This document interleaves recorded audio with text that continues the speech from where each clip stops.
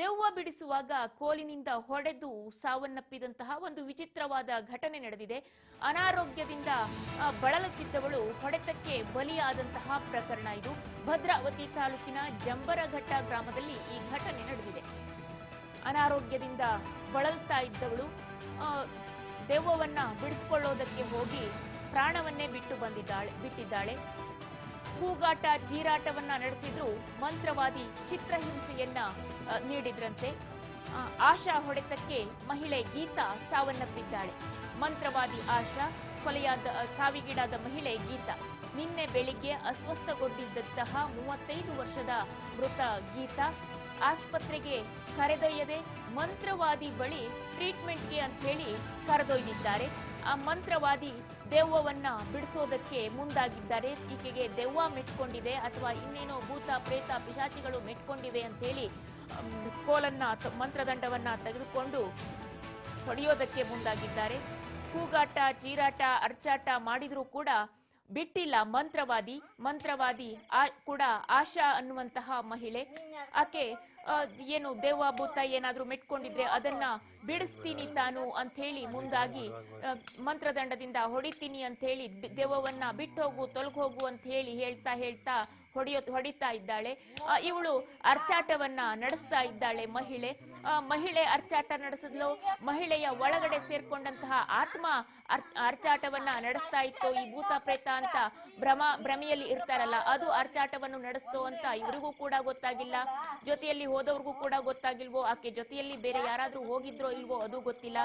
ಆದ್ರೆ ಈ ಒಂದು ಮಂತ್ರವಾದಿಯ ಹೊಡೆತಕ್ಕೆ ಸಿಲುಕಿ ಆ ಮಹಿಳೆ ಪ್ರಾಣವನ್ನ ತೆತ್ತಿದ್ದಾಳೆ. ನೋಡಿ ಈ ಒಂದು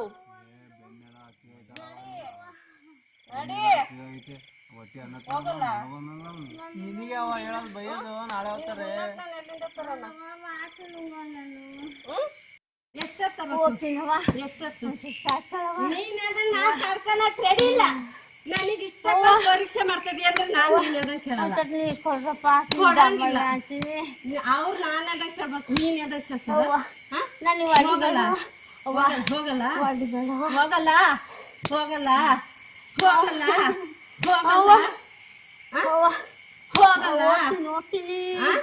ಹೋಗ್ತೀನಿ. ಯಾವಾಗ ಹೋಗೋದಿನ? ಹೋಗ್ತೀನವ. ಯಾವಾಗ? ಎಷ್ಟೊತ್ತಬೇಕು?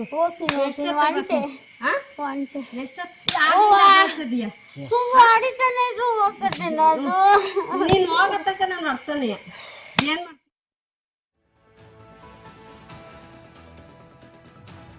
ಇಂದು ಮೆಗ್ಗಾನ್ ಆಸ್ಪತ್ರೆಯಲ್ಲಿ ಮರಣೋತ್ತರ ಪರೀಕ್ಷೆ ನಡೆಸಿದ್ದಾರೆ. ಘಟನಾ ಸ್ಥಳಕ್ಕೆ ಪೊಲೀಸರು ಕೂಡ ಭೇಟಿಯನ್ನ ನೀಡಿದ್ದಾರೆ. ಜೀವ ಹೋಗುವಂತೆ ಹೊಡೆದಿದ್ದ ಆಶಾ ಖಾಕಿ ವಶಕ್ಕೆ ಈಗ ಹೋಗಿದ್ದಾಳೆ. ಜೀವ ಹೋಗುವಂತೆ ಬಿಟ್ಟು ಹೋಗ್ತೀಯೋ ಇಲ್ಲೋ ಅಂತ ಹೇಳಿ ಹೊಡಿತಾನೆ ಇದ್ಲು ಆ ಮಂತ್ರವಾದಿ ಅನ್ನುವಂತಹ ಮಹಿಳೆ. ಮಂತ್ರವಾದಿಯ ಸೋಗಿನಲ್ಲಿ ಇದ್ದಂತಹ ಮಹಿಳೆ ಹೊಡಿತಾನೆ ಇದ್ಲು. ಈ ಟ್ರೀಟ್ಮೆಂಟ್ಗೆ ಅಂತ ಹೋದಂತಹ ಮಹಿಳೆ ಅರ್ಚಾಟ ಚೀರಾಟವನ್ನ ನಡೆಸಿ ಹೋಗ್ತೀನವ್ವ ಅಂತ ಹೇಳಿ ಜೀವವನ್ನೇ ಬಿಟ್ಟು ಹೋಗ್ಬಿಟ್ಟಿದ್ದಾಳೆ. ಇಂತಹ ಘಟನೆಗಳನ್ನೇ ನೋಡಿನೇ ಹೇಳಿರ್ಬೇಕು.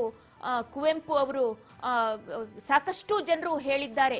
ಅದರಲ್ಲೂ ಕುವೆಂಪು ಅವರು ಹೇಳಿರುವಂತಹ ಮಾತು ಈ ಸಂದರ್ಭದಲ್ಲಿ ನೆನಪಾಗುತ್ತೆ.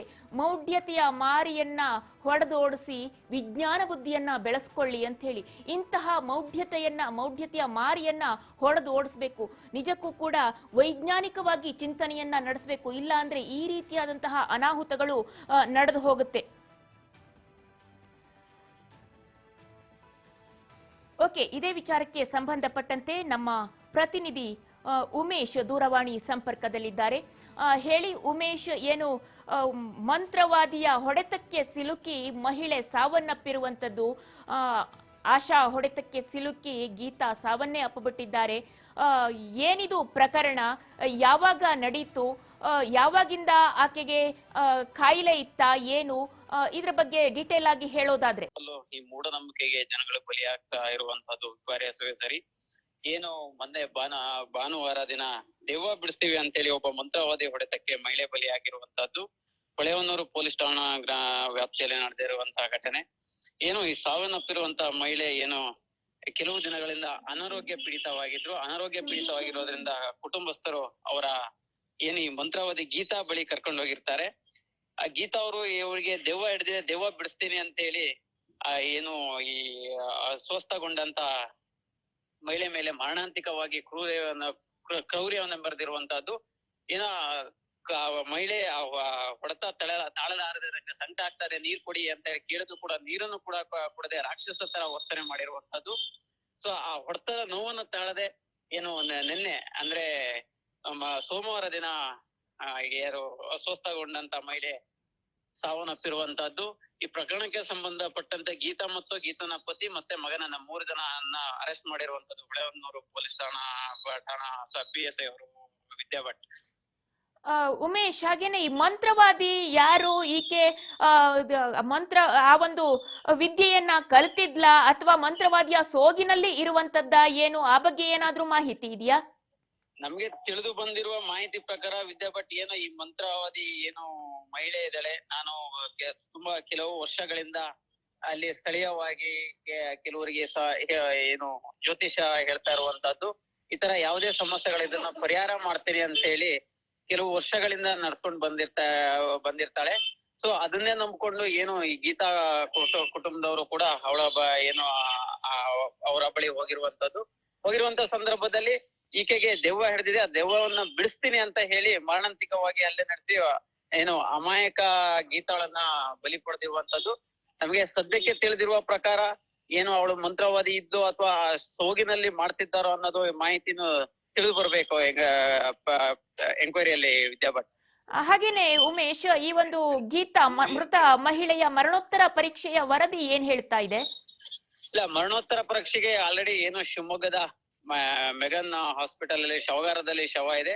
ಮರಣೋತ್ತರ ಪರೀಕ್ಷೆ ನಡೆಸಲಿಕ್ಕೆ ಎಲ್ಲ ಸಿದ್ಧತೆಯನ್ನು ಮಾಡ್ತಿರುವಂತದ್ದು. ಏನು ಹೊಳೆಹೊನ್ನೂರು ಪೊಲೀಸ್ ಠಾಣಾ ಅವರು ಬಂದು ಪ್ರಕರಣ ದಾಖಲು ಮಾಡ್ಕೊಂಡು ಏನವ್ರನ್ನ ಅರೆಸ್ಟ್ ಮಾಡಿದ್ದಾರೆ, ಜೊತೆಗೆ ಮರಣೋತ್ತರ ಪರೀಕ್ಷೆ ನಡೆಸ್ತಾ ಇರುವಂತದ್ದು ವಿದ್ಯಾ ಭಟ್. ಅಂದ್ರೆ ಈಗ ಪೊಲೀಸರು ಮೃತ ಮಹಿಳೆಯ ಕುಟುಂಬಸ್ಥರು ಜೊತೆಯಲ್ಲಿ ಈ ಮಂತ್ರವಾದಿ ಆಶಾ ಇವರನ್ನು ಕೂಡ ಬಂಧಿಸಿದ್ದಾರಾ? ತನಿಖೆ ಯಾವ ನಿಟ್ಟಿನಲ್ಲಿ ಸಾಗಿದೆ? ವಿದ್ಯಾ ಭಟ್ ಏನು ಈ ಮಂತ್ರವಾದಿ ಏನಿದ್ದಾರೆ ಗೀತನ ಪತಿ ಮತ್ತೆ ಮಗನನ್ನ ಮಾತ್ರ ಅರೆಸ್ಟ್ ಮಾಡಿರುವಂತದ್ದು, ಅವ್ರನ್ನ ಬಂಧಿಸಿ ವಿಚಾರಣೆ ನಡೆಸ್ತಾ ಇರುವಂತದ್ದು ಪ್ರಸ್ತುತ ವಿದ್ಯಾ ಭಟ್. ಮಂತ್ರವಾದಿ ಆಶಾರವರನ್ನ ಕೂಡ ಬಂಧಿಸಿ ವಿಚಾರಣೆಗೆ ಒಳಪಡಿಸಿದ್ದಾರೆ. ಓಕೆ, ಧನ್ಯವಾದಗಳು ಉಮೇಶ್ ತಮ್ಮೆಲ್ಲ ಮಾಹಿತಿಗಾಗಿ. ಇನ್ನೂ ನನ್ನ ಹತ್ರ ಬಾಳ ಅದಾವಲ್ಲಿ, ಒಂದೇ ಇಲ್ಲ ಹೋಗಲ್ಲ.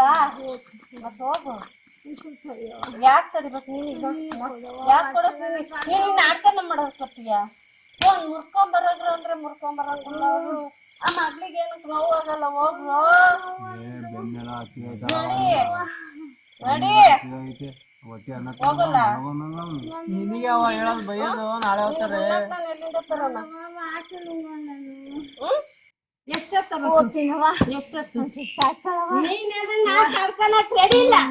ನನಗೆ ಇಷ್ಟ ಪರೀಕ್ಷೆ ಮಾಡ್ತಿದ್ಯ ಅಂದ್ರೆ ನಾನು